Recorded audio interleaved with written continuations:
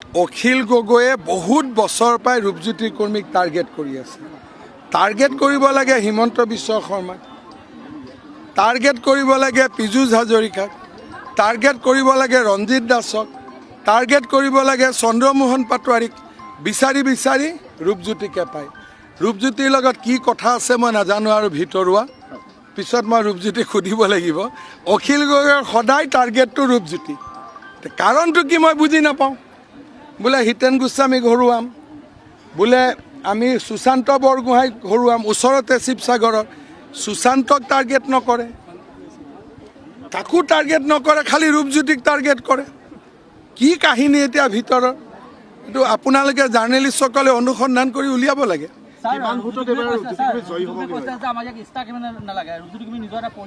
ৰূপজ্যোতি কৰ্মীক star campaigner নালাগে। আৰে মোকতো মোৰ কাৰণে ভোট লাগে না, মই মুখ্যমন্ত্ৰী হ'ব লাগে না। মইতো ৰাইজৰ আশীৰ্বাদ বিচাৰিমেই। এইটো ইলেকশ্যন ৰূপজ্যোতিৰ লগতে মোৰো ইলেকশ্যন হয় নহয়, ৬৩খন জিকিলেহে চৰকাৰ হ'ব। গতিকে মই ষ্টাৰ কেম্পেইনাৰ নহয়, ময়ো এটা কেণ্ডিডেট। ৰূপজ্যোতি MLA কেণ্ডিডেট, মই CM-ৰ কেণ্ডিডেট। আমিতো ঘূৰিবই লাগিব। যোৰহাটত মই ভাবোঁ যোৱাবাৰ আমি 96 ছিটত লিড পাইছিলোঁ। তেতিয়া যোৰহাটত এটা ছিটত আমি জিকিছিলোঁ। যদি যোৰহাটে মোক 5টাও ছিট দি দিয়ে, মই 100 ক্ৰছ কৰি যাম। 96টো আমি এনেই জিকিছোঁ। BTADত আমাৰ 2টা ছিট বাঢ়িবই, 95। যোৰহাটত যোৱাবাৰ মই এটাও ছিট পোৱা নাই, মাজুলীক বাদ দি। এইবাৰ যদি 3টা, 4টা, 5টা যিটোৱে পাওঁ মোৰ বনাছ হৈ গ'ল নহয়, তেতিয়া মই 100 পাৰ কৰি যাম।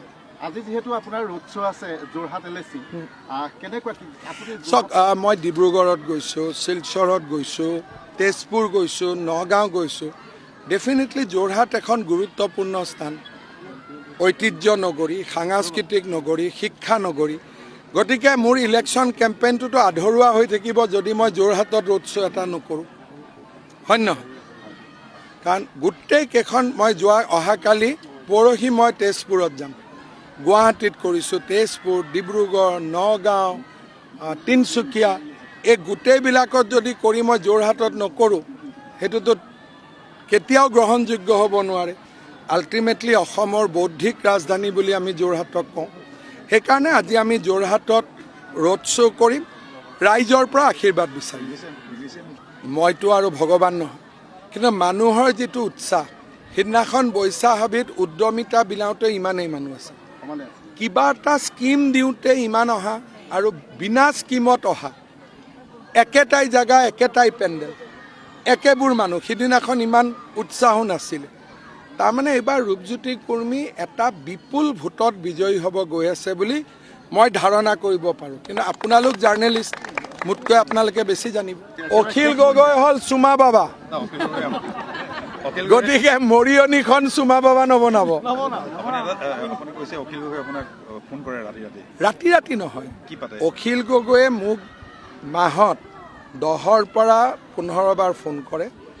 যিদিনাখন এলায়েন্স হৈছে তাৰ আগদিনাখনো মোক, পীযুষক 10 মিনিট আমাৰ লগত কথা পাতিছে। সুখ দুখৰ কথা পাতে, ভাল বেয়া, ৰাজনীতিৰো কথা পাতে, কি হ'ব কি নহ'ব। এটা পাৰ্চনেল টাচ আছে, কিন্তু তেওঁ কেতিয়া কি কৰে একো ঠিক নাই। এই মাত্ৰই যদি লাইভত হাঁহে, অলপ পিছতে কান্দিব, অলপ পিছতে ক'ব জহনী জহনী, এনেকৈ মানুহৰ গালি গেলাজ কৰে। সেইকাৰণে মই ভাবোঁ অখিল গগৈক ছিৰিয়াছ ট্ৰিটমেণ্টৰ প্ৰয়োজন আছে।